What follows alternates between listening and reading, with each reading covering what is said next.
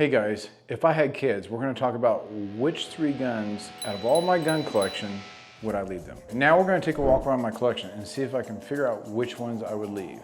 God knows which ones they're going to be. It could be sentimental reasons, it could be for investment. We'll find out.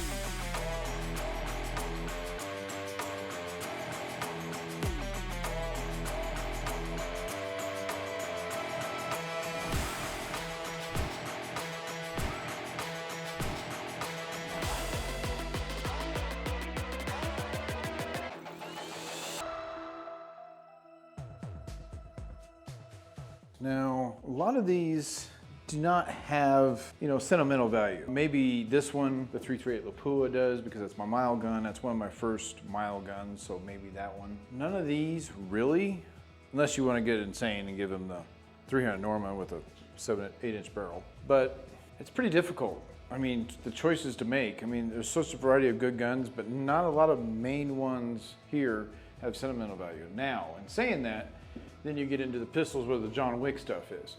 So, I mean, how do you pick just one? I mean, Sand Viper, Pit Viper, Mini Wick, Combat Master, then you get the STIs and staccatos. So it's just one of those things where it's like picking who's your favorite child or your favorite car or your favorite dog. I mean, it's pretty damn difficult. I mean, over here, I don't have anything that's really sentimental. Maybe the 500 mag, because that was my first really big caliber gun. None of the other ones, not really sentimental. On this wall, you're getting into stuff that I bought right before YouTube. So maybe it'll be hard for them, maybe to transfer all that kind of stuff to full auto, maybe, because that's my first full auto. But the 1919s, maybe the H car, that's got some sentimental value. That's one of my favorite guns that I've never cleaned, that always shoots. So maybe that. Definitely not the 250 cals down here at the bottom that are painful. Belt feds, maybe. It's kind of hard to pick those.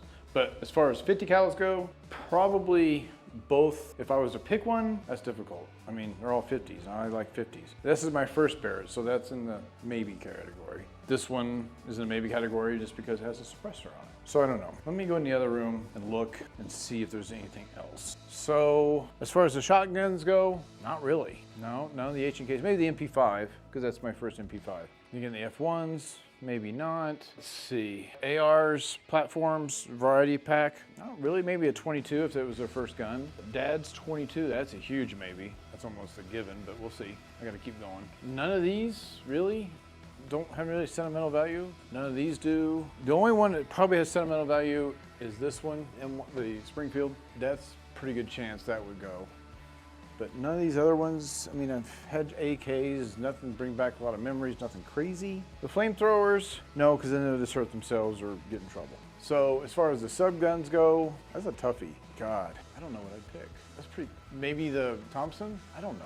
I mean, I'm picking only 3 guns. How am I supposed to pick that out of 600? You guys tell me. I don't know. Oh no, we'll find out. Let me make these choices and I'll see you guys back in the other room and you guys might be surprised. We'll see. Guys, I made my decision and it was not easy. Here's the first one. Tabit, 1911.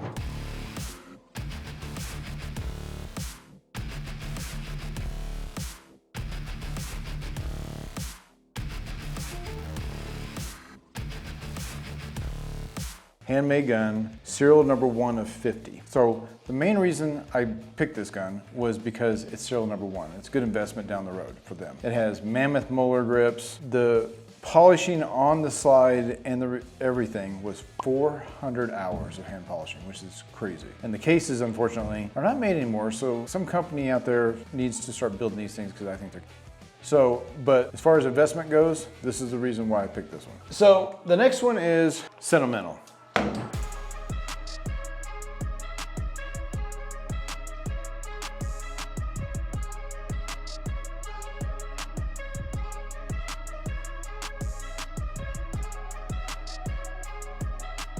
So I remember shooting this when I was a little kid. I enjoyed it thoroughly. Would I find, it's hard to shoot because it has peep sights on top, so I have to wear my glasses when I do shoot it now. But he put his initials in it when he bought it, and then he stained it and everything else, which I think he did a great job. He was kind of a perfectionist, and that's where I get it from. So, but one of the unique things it had that surprised me what I liked when I was a kid was this. I've never seen any old 22s that did this. Now, this forward hand grip is pretty fun. It makes it you know, deadly accurate. I know he shot squirrels with it and stuff like that. Came with, I think, an 8-round clip. And the maker on it is, because I have to have my glasses on. So it's hard to read, guys, because it's old. Anyway, I dig it a lot, A, because it's Dad's. B, it's just cool at the same time. Back in the, you know, this is probably back in the 70s, maybe he bought this, maybe 60s. I don't know. I know he was younger when he bought it. And the action's great. I mean, it's got everything that a modern bolt gun really has. The safety's kind of cool on the back end, you know, red fire, green safe. I mean, he took really good care of it. I shot this every once in a while.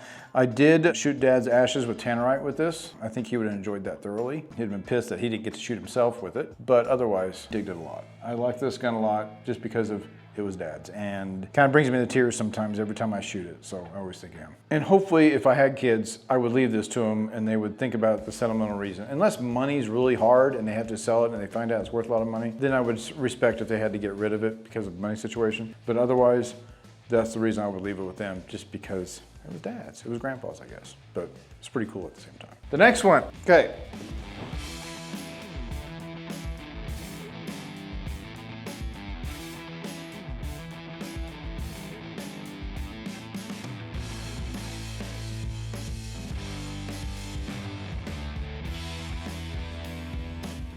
Some of you may not agree with this, some of you might. That's fine, whatever. Shytech M200. The reason I picked this, investment. Now, it's chambered in 408. I bought this, I think right before YouTube or right after YouTube, I can't remember. I paid, just to give you an idea, 25 grand for it. But with that 25 grand, I got a lot of stuff. I even got a thumb drive with all the blueprints in it, so if I wanted to go make one for some reason, I could, which is kind of cool. This exact one. They've changed them since then. I know they changed the bipods in them. I think they changed the bolt system, a few other little things that they changed. And I've had that gun they do changed, and it does a lot better. But as far as investment goes, this would be the one to pick. It came with the Schmidt and Bender at the time, so and it wasn't a deployment package like the other ones were that I have. But this one, just because it's worth money, big money. So that's the main reason. I would, hopefully if I left this with the kids, like I said on the earlier one, if they needed money and they needed to get rid of it, I wouldn't have cared if they shot it. I wouldn't shoot it. I've shot this maybe twice just because it is serial number 1. But like I said in the other gun, if they needed to sell it, you know, for emergencies or anything like that, I would understand that completely because I'll be dead and gone anyway and I wouldn't even know it. I'll probably be mad about it and come back and haunt them. But anyways, this thing is a beast of a gun. It's very heavy, 40 pounds. The bolt is huge, but at the same time, it's iconic because it was on shooter and that's what everybody sees and that's how they remember it. Let me know, you guys seen some of the collection, especially the guys who are subscribers and you've seen that. Let me know what guns you guys think I should leave the kiddos. Hit like and subscribe and take care.